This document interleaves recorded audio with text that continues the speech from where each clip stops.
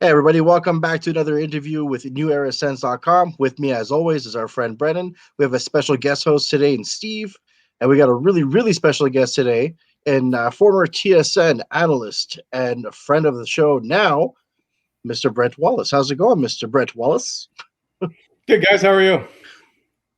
We're all good over here, man. Brennan, Steve, how you guys doing? Good. Yeah, doing well. Got outside, got to play around in some of the new snow, so loving it. So you actually have to see up here, it's like +6 today. So I went outside with the little guy. We went for a nice walk, and it was nice and sunny. And then my little guy just starts crashing because it's nap time. And I was like we haven't had this in a long time, buddy. Come on. Yeah, it's actually There's nothing melting. wrong with a good nap. Yeah, exactly. Oh man. All right. Well, we'll jump into it if that's okay with you, boss. So one of the cool things is you've covered stuff like the Stanley Cup Finals. You've done the NBA Finals, World Cup of Hockey. Just to name a few. Is there a particular event that you would be like, hey, man, this is like the highlight of my career? Like, this is when I knew I'd made it. Oh, you know what? I don't know if I have an answer for that. They're like your children. You don't want to single out one of them in particular, but I will say the two Olympics that I did, 2010, where I was the main hockey reporter. So obviously we know what happened, but there's a great story about that we can get to later. And 2012, the London Olympics. I mean, you had everything going on there when you had, Usain Bolt and you had Phelps and you had all this stuff going on and the Canadians doing so well. So 2012, it being the biggest sporting event ever in the world in London, I'll go with that. But boy, there's been some great stuff with World Juniors in the middle of Russia and World Championships that are, in scenic, beautiful places. So I'll go with the Olympics, but boy, it's tough to pick. Yeah, so one of the things that I remember from 2012 is how, because it was on home soil, it was like one of the craziest events in the world. Like, nobody parties like Canadians party when it comes to hockey. So can you tell us a little bit about that? Like, what the atmosphere was like in the city? 2010. So it was really good. And obviously it's in Canada and there's so much going on. But you kind of live in a bit of a bubble where you are only allowed to go into certain places that, there's all kind of security. And so that becomes a bit of an issue just of not being allowed to hang out here or go there. But when you're covering, the men's hockey events, and I did the women's gold medal game as well, like, that you're in something special and you get a chance to watch something special happening. And so, Ian Mendez, who's my very good friend, and I used to spend every day in a little pen together in the mixed zone, being competitors, but yeah, we got to hang out together. And so the same thing happened in 2012, ironically enough, but we got to find, a different world, if you will, covering the Olympics. It's just such a different event than covering Stanley Cup Finals. And being just in that environment, you knew how different the world was, of how big a scope this is on an Olympic stage. That's pretty incredible. Is it true that there was a loony buried underneath the ice? Isn't there a loony buried everywhere in Canada now? Seems to be, yeah. So yeah, they buried a loony, but I think there's one buried under my house and they built it too. Like, it just seems to be everywhere now. People are just dropping them. Yeah. That's unreal. And then to watch that team too, like, hands down, it could quite possibly be the best Team Canada, in my opinion. Obviously I'm a little biased because I haven't gotten to see all of them, but I think the best Team Canada that we've ever seen. I will say, I think Sochi was a better team just because they were so dominant defensively, and you just couldn't do anything against that team. But it was obviously, 2010 was such a huge moment for Canada, and that team alone was just such a thing to watch, and it was just a powerhouse. I do like the team of 2010 only because of the storylines that came around with it, but 2010 so I remember the very first day we're covering practice, and you could sense there's a little bit of tension, and you can see over and off to my right was Steve Yzerman and Doug Armstrong having a chat. And of course, Steve Yzerman was the general manager at the time. And then he sees that the camera is on him, and he's mad at me now. He's like, "You can't do that. You got to tell me when you're filming." I'm like, "Steve, we're in the middle of a venue here. You know that you're on camera." I go, "This isn't like the US where we can shoot this." And so you just knew that they were wound up, because Steve and I knew each other from a long time. And when his brother got married, I was there at the wedding, and we were at the shrimp bowl having a chat together. And so Steve, he calmed down after, but you knew how tense this environment was. And so that's what I liked about 2010, of everything just coming together. You knew how important it was for this country. I will say, though, here's the story about 2010. I covered every day of that event, every practice, everything. They told me 2 days before the gold medal game, I think it was, listen, we need you to go back to Toronto because you're going to have to anchor Sports Center the next day. So you're going to fly and you're not doing the gold medal game. And so I'm like, well, what am I going to do? Like, so I'm like, okay. So I fly, I get in the cab in Toronto, and I asked the cab driver, can you turn the game on? So we're in the third period. It's near the end. I get to the hotel and it's going to overtime. So I check in and I watch the end of the third, at the hotel in the lobby because there's like 2 minutes left. So I'm like, all right, I'll go upstairs to my room. I'll just get ready and then I'll watch overtime. I woke up to Chris Cuthbert yelling, Sidney Crosby scores the golden goal. So I never saw the overtime. That's crazy. You talked there a second ago about how things can change quickly in that industry. A little backstory here. Brent and I have known each other for a while. He's been out at our charity golf tournament a few times as a celebrity guest. And I'm sorry I've had to straddle you with Mendez in your foursome, but thanks for carrying him for that. But there was one year you came out, and it was the year that Carlson was expected to be traded at the draft because our tournament was always at the end of June. And you showed up, you're like, I'm here for golf, but I might not be here for dinner. So the story about you having to leave and go to Toronto at the last minute, like, have you had times where your life has just been turned upside down because of a breaking story, or you just had to leave something quickly for something that was going on? I know, Steve, I'm going to go back to that golf tournament. One, it's my favorite golf tournament to play in the entire city. It's just such a well-run golf tournament. You do an amazing job. Two, I don't mind playing with Mendez because we're both the same talent level, which isn't very high. So I can play with him.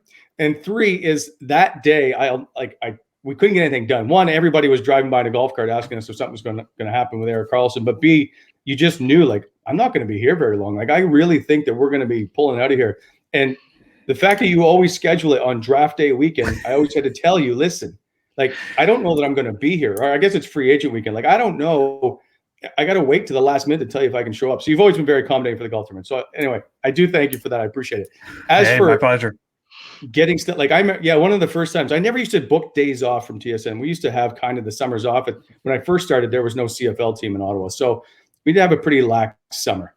And you weren't covering a lot of the guys skating in August. So you pretty much went from end of June to September without doing much. So I booked a day off. I had to move my girlfriend, who's now my wife, into my apartment.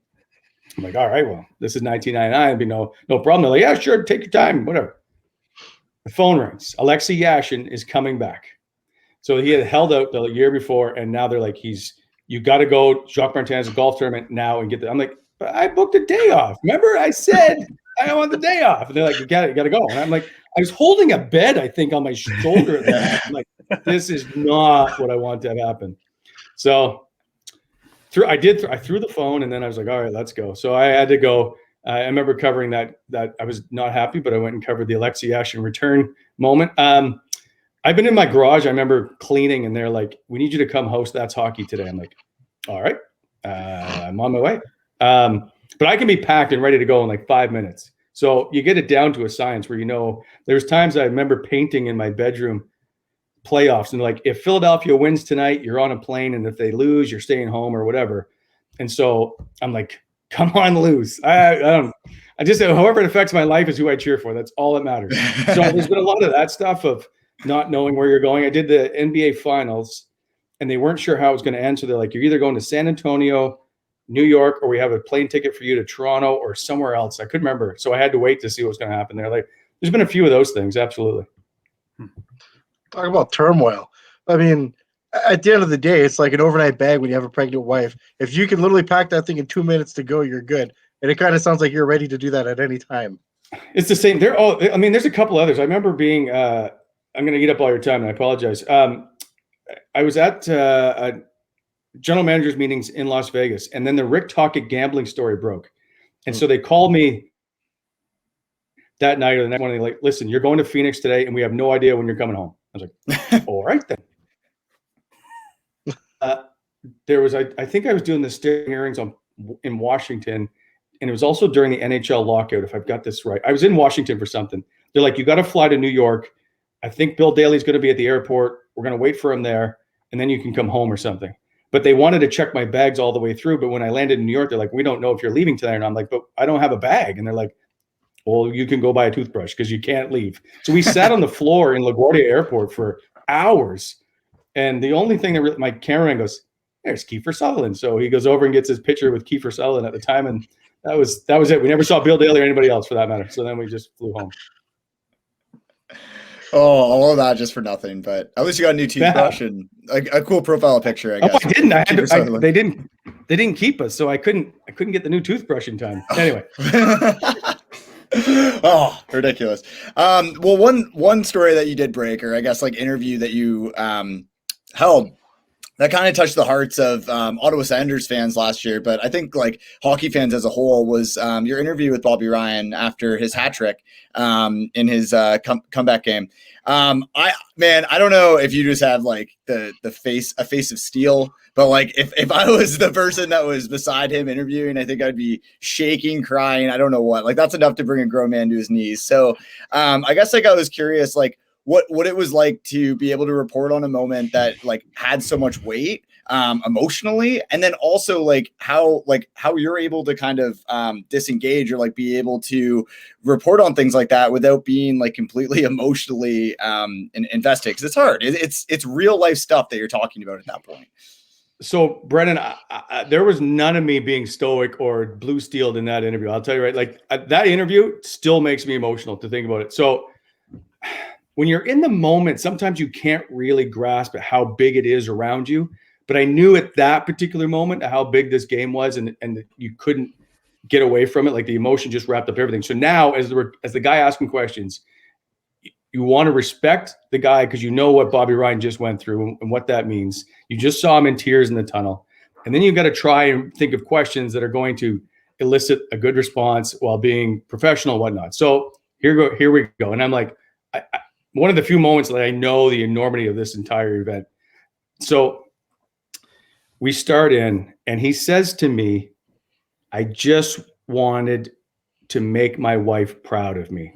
And that was it for me. Like so I didn't know I was going to get through that interview. I thought for sure. So I think my last question, you can hear, I think some cracking, and I'm like, I just need him to answer. And so he can go away and that I don't break down, because that one was by far the hardest interview I've ever done on television, bar none, for sure. And it'll probably be one of the highlights, I guess, if you put it that way. But it's certainly one of the moments you'll never forget. Yeah, I mean, I have chills just listening to you reenact it. But I guess like with that being said, like you kind of said that like how you have to be sensitive about the questions that you ask, and you want to make sure that you're eliciting a proper response.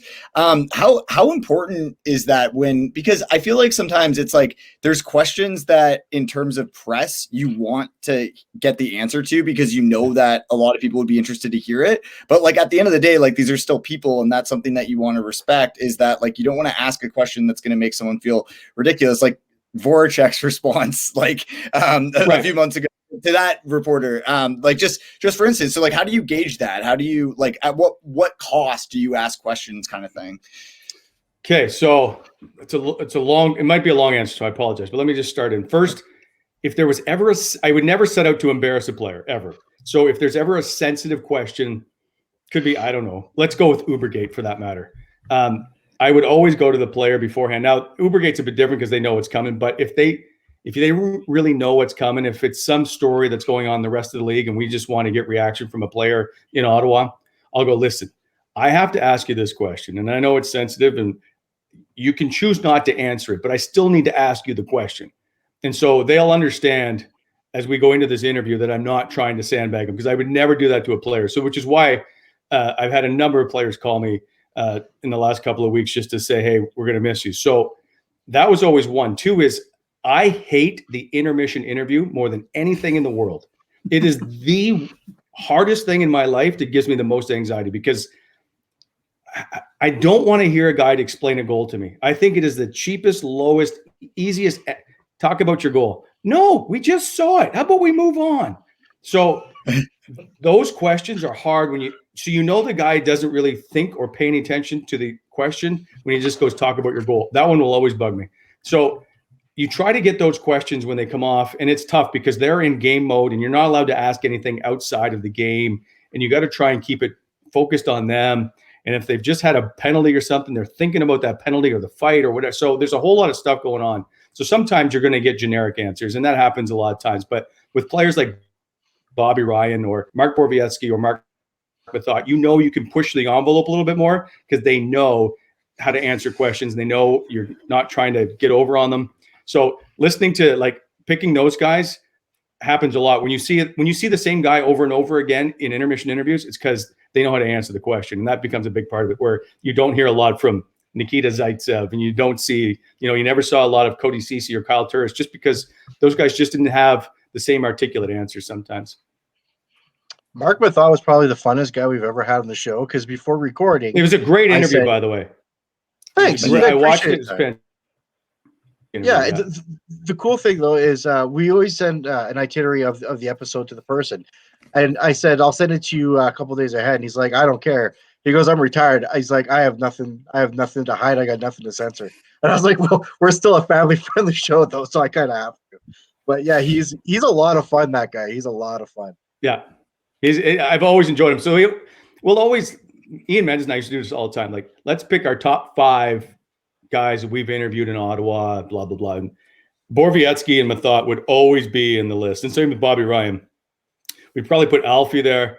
So then the 5th one always kind of rotates around, and perhaps there might be a newer interview like Brady Tkachuk or whatever. But Mark Methot always, for whatever reason, his bobblehead has always been in my office. And I don't know why. He's still next to me over there. But he's always been fantastic. So here's Mark Methot. One time I was playing at the World Championships in, I think we were in, is that Slovakia that year? It doesn't matter. I think maybe it's Switzerland. Anyway, I needed at the time, I couldn't sleep, and I needed some sleeping pills, and I forgot to take them with me. So I got my wife to call Mark, and Mark brought them over to Switzerland for me, but he just left them at the front desk at the hotel. I had to go. There's like a drug deal going on. So I'm like, I show up to get, like, excuse me, do you have a package for me? And they're like, yes, we do. And I'm like, all right, I'm just going to get these and go. Yeah. Love math. Math is funny. Yeah. So obviously you have a lot of story with guys like Ian Mendes, but there's a lot of guys that are in Ottawa that have been around for a while. You got guys even like from the Sun, like Bruce.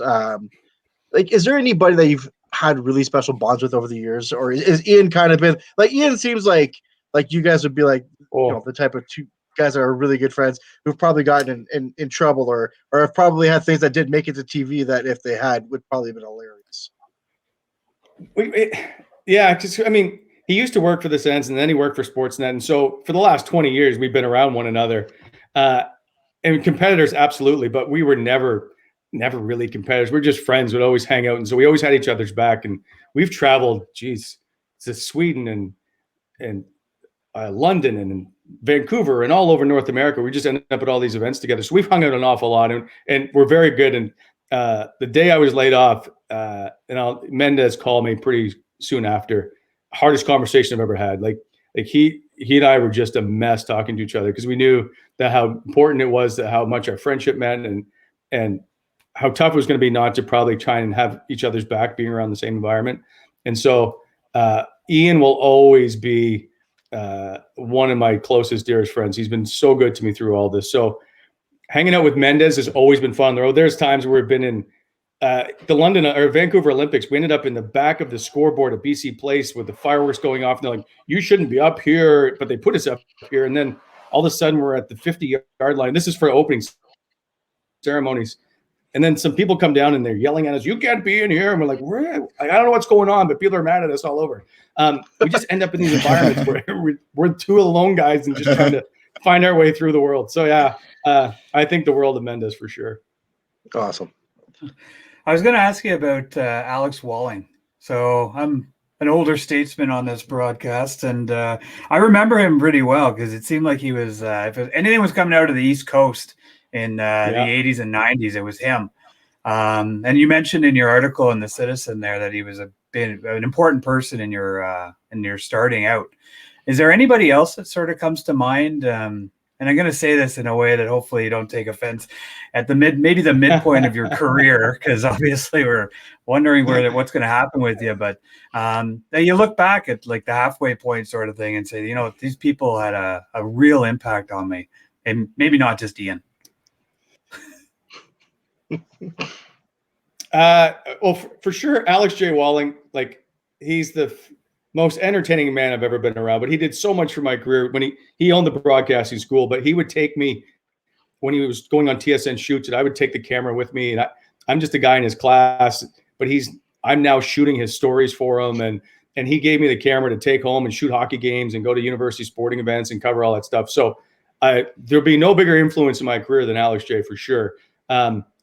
Michael Whalen will always have a special place in my heart. So if people that don't know, Michael Whalen was the Montreal TSN reporter, and I worked in Montreal in 97, 98. And I worked at Global, and Global had shut down its sports department within like 8 months or 9 months after us launching it. Anyway, and I'm covering an Expos game one night, and Michael says to me, he goes, Brent, there's an opening at TSN in Ottawa.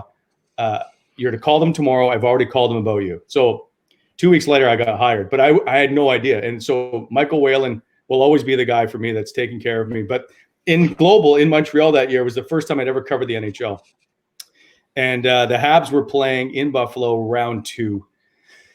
And we go out for dinner. And I'm a 23-year-old town. I'm from Fredericton. I'm a small town. I don't know what I'm doing. So we all go out for a steak dinner in Buffalo. And I order a well-done steak.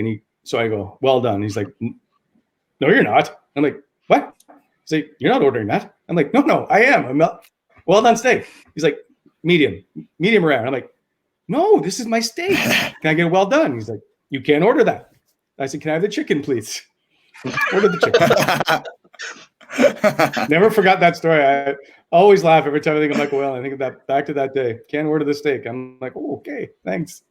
I've been at restaurants where they actually don't let you, where the chef will not cook it past medium. Like they just I went to a place called Hardware Grill. I live in Edmonton, by the way, and we went there for my sister's sister-in-law's birthday. And the first thing he tells you, and the waiter goes up to you and he goes, and this is the steak cut for the day. The chef will not cook it past medium. Like, sounds like a smart man. No.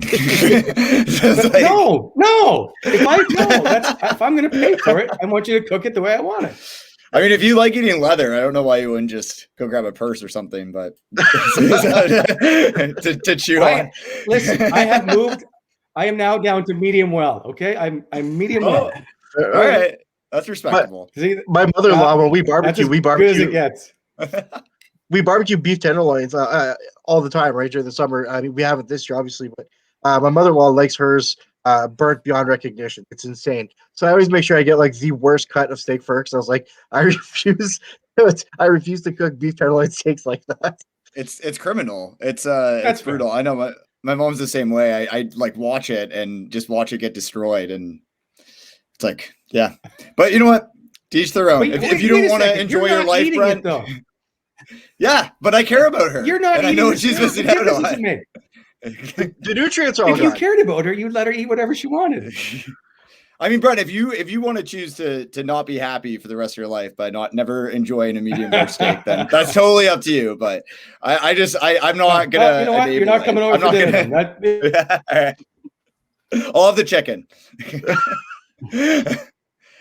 So I guess like moving forward, now we'll move on from the steak, but I gotta ask you about probably like one of the more viral videos that, or in terms of like a meme almost of reporting that we've seen in recent memory, was your interview with the Slovakian. I think he was Slovakian. I don't know what language he was speaking, but I think it was in Slovakia, where you interviewed a large man who was upset about I something. didn't interview him. Okay. There was no interview. Let's just hear the story from you. All right. So we're in Košice, Slovakia, getting world championships, and I'm just getting ready to shoot a stand-up. That's all. And so I can just see like this shadow coming towards me. It seems rather large, but you always get used to people just walking around you because they're interested to see what you're doing and whatever.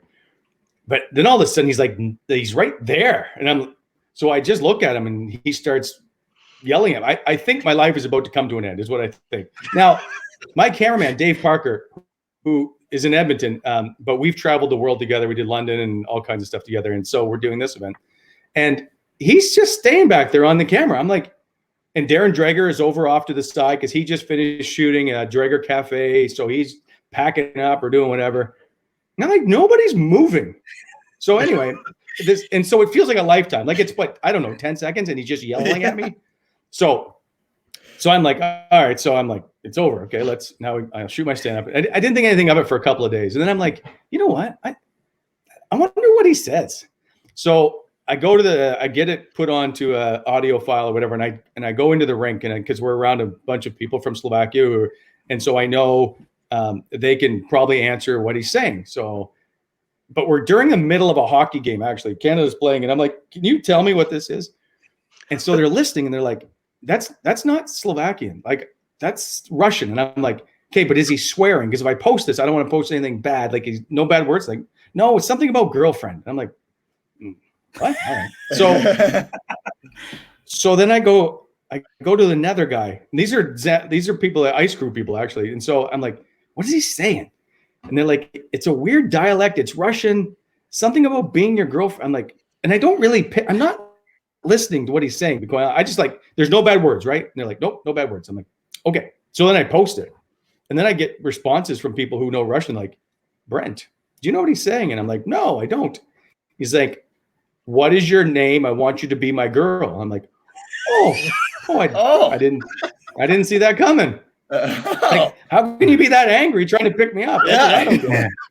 My absolute favorite part of that was the slow shoulder check at the end. Like, that was slowly looking back to see, is this guy gone?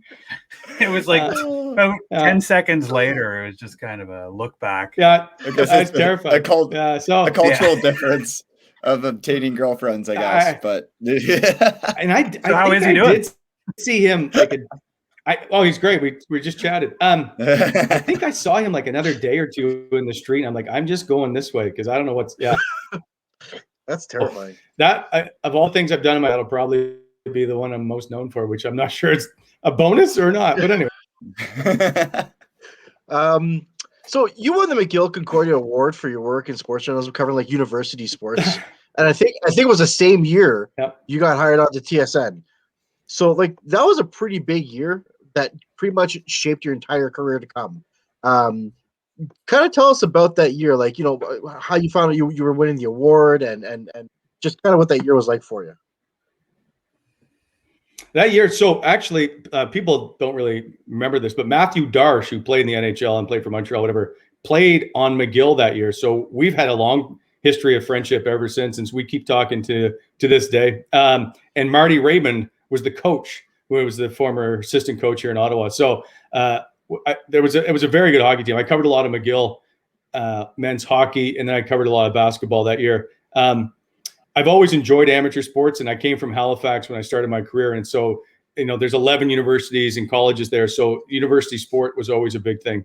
And I just worked, like I would shoot 4 basketball games a day, shooting. I think I regularly shot the entire weekend of highlights of stuff. So that was a big deal to win that award. And there was a guy in Montreal who had won it.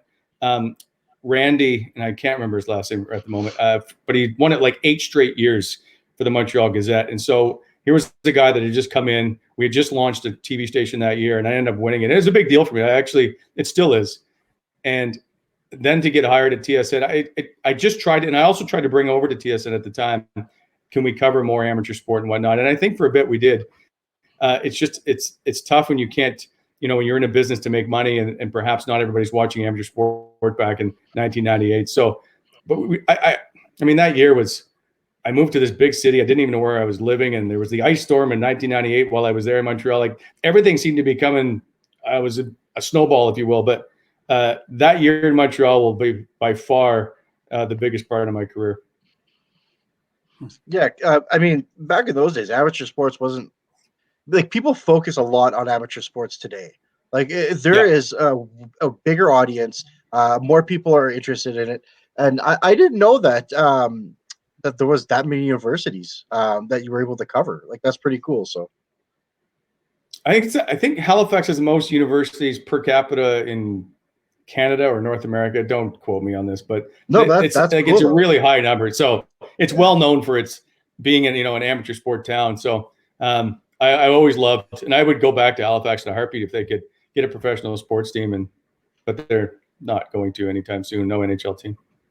Do you think that that's a big reason why amateur sports do so well in the Maritimes? Because it's like the lack of a professional sports team, it's like everyone, because I know St. FX is crazy for hockey and everything as well. And yeah, I loved covering university sport there. It was a big deal. It still is throughout the Maritimes.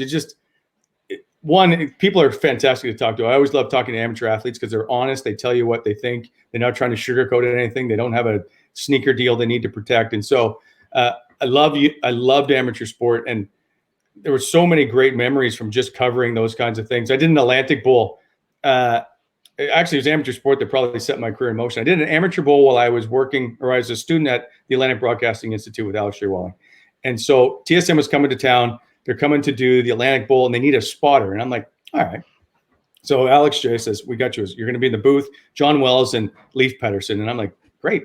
And you guys are too young to remember this, but it's old Sun Ice jackets, winter jackets, were the brightest fluorescent colors ever. They would just glow from space if they could.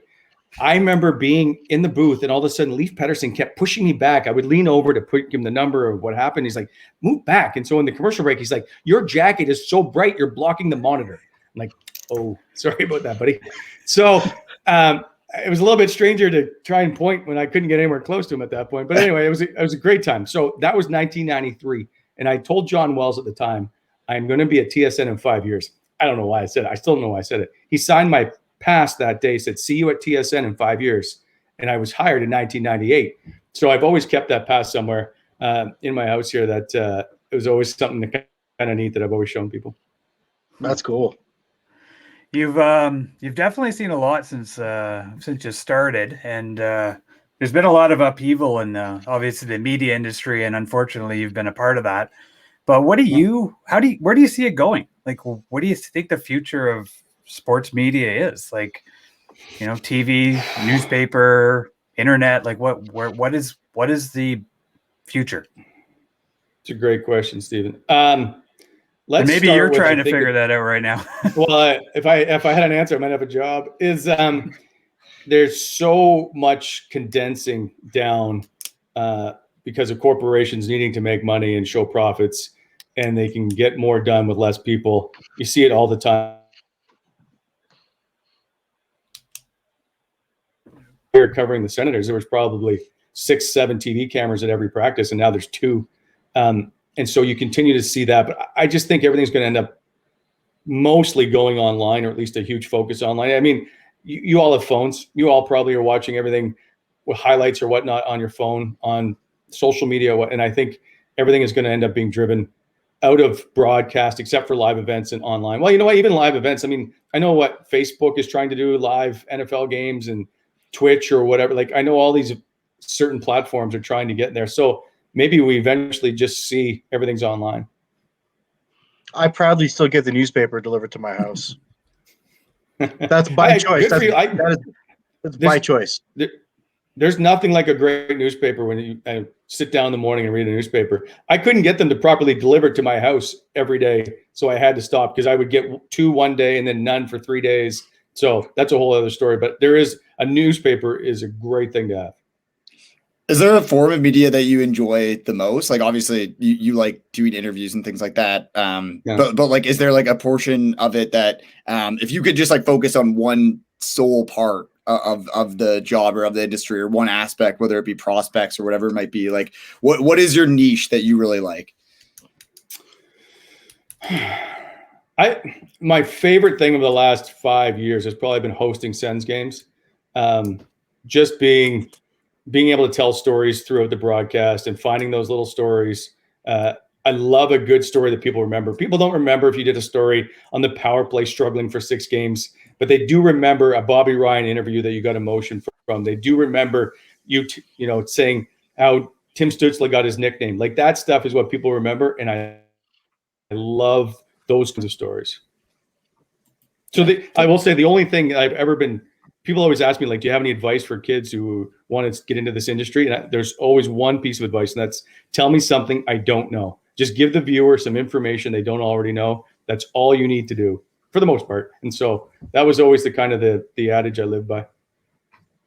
I've always wondered those, like when you're watching a game and they come up with all these ridiculous stats, or like this person from this town, and it's like do you just have like someone on Google the entire broadcast just feeding your ear with facts, or is it just like a big checklist of like, if this player scores, it's going to be this point, which is going to time with this player? Like I've just always wondered like how that web works, because I'm like, it's just like this can't all just be muscle memory, it can't all just be up top. So it's just interesting. So let me explain how this goes. At least for Sens broadcast, it's different for everybody else. But in the Sens broadcast, I would prepare usually the panel, which is done in Toronto with James Duthie or Bob and Drags and all those guys, as well as play-by-play and even the truck, a 4 to 5 page document every game of things they need to know. So it would take like 8 hours a game to try, because we're trying to come up with stuff that people just don't know, right? So we're trying to find these stats. Well, there's another guy in the truck, John Perlberg, for the most part, who also is trying to dig up stats, because he's the guy that puts all those little notes in the bug and all that all those full page graphics for the most part. And so he and I, at the end, we're all trying, when I say at the end, in the last few years, we're all trying to find stupid little notes, these obscure things that are just different and fun. And he's really good at it. So that was always a fun part of just trying to come up with notes. But for the most part, he and I came up with notes packages for each and every game. Wow. That's a lot of grunt work. Yeah. You know what the worst is back-to-back games, because you're up all night. So you would end up finishing at 2 a.m. and then you're going to be up at 7 to try and get things started here for the next day. But yeah, back-to-back games were the worst.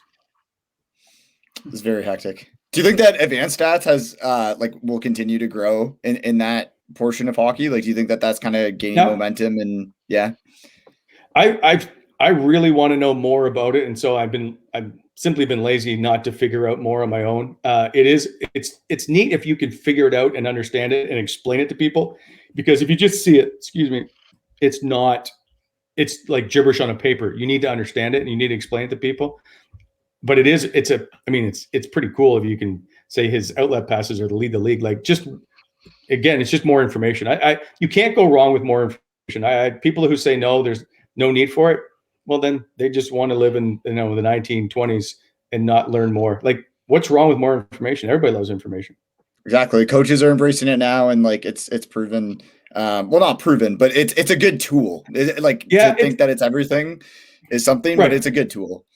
You can, just more information just helps, right? Like, same thing with, you score more points on the power play than you do 5-on-5. Well, that's a note. Well, same with if you are in your zone entries more 5-on-5, and like all that stuff just becomes just more information helps all the time.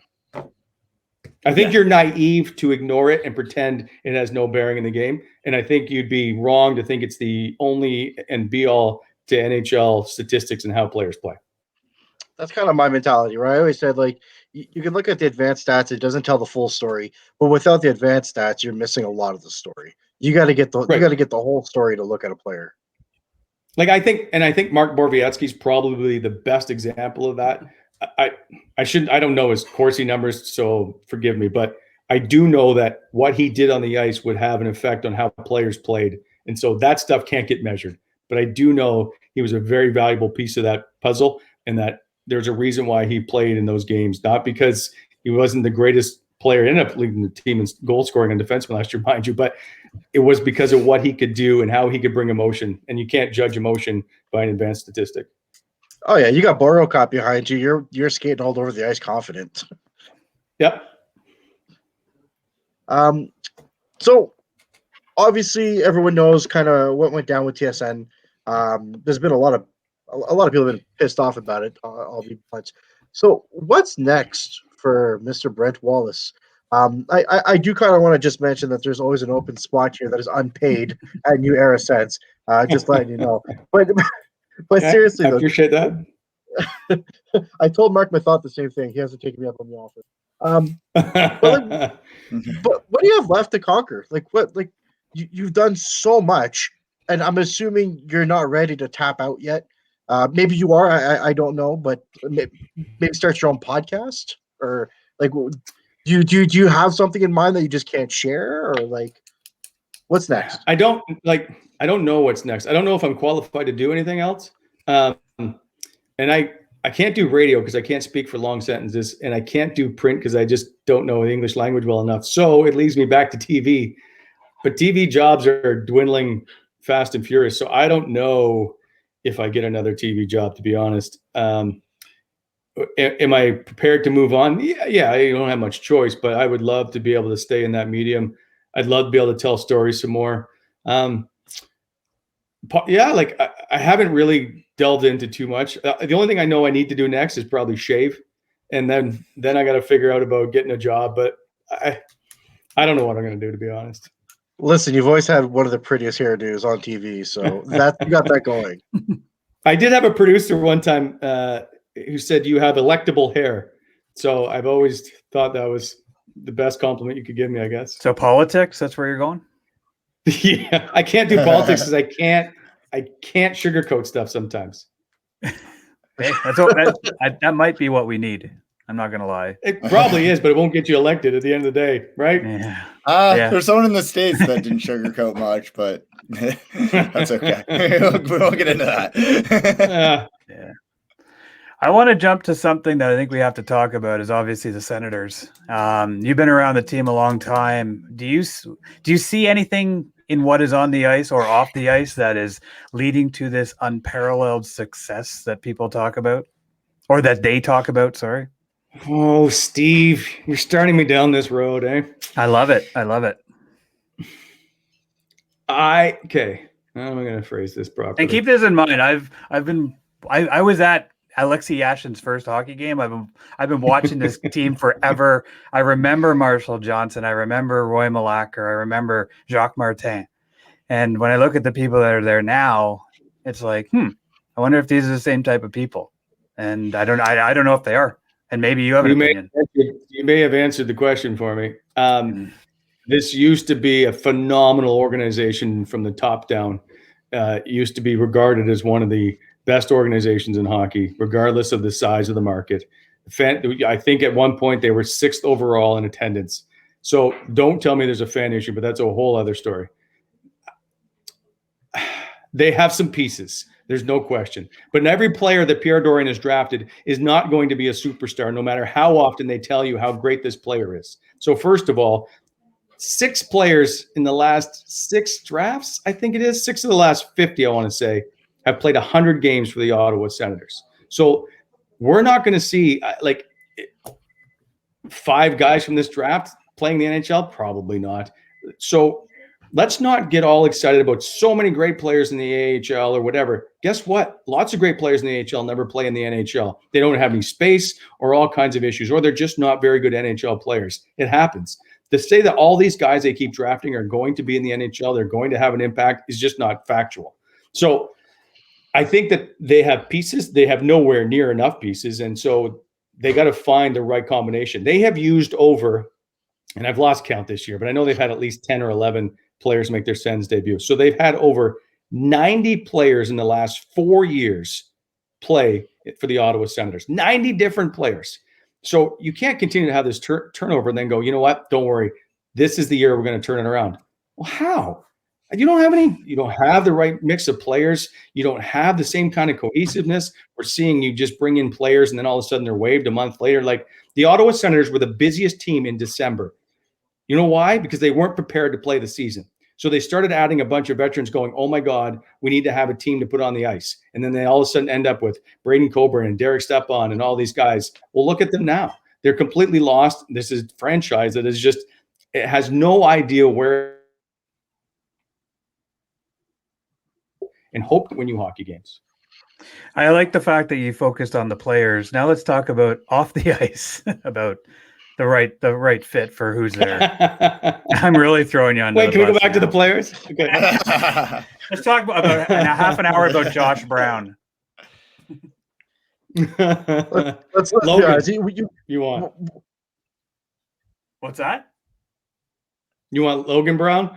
No, Or I Josh said let's Brown? talk half an hour about Josh Brown and save face from having to talk about what's not on the ice. But yeah, like as my question kind of was, it was like I remember the days of some pretty good GMs and presidents and coaches in this, and that, I mean, the day Jacques Martin was hired by Pierre Gauthier was the day that this franchise changed, and it had nothing to do with what was on the ice.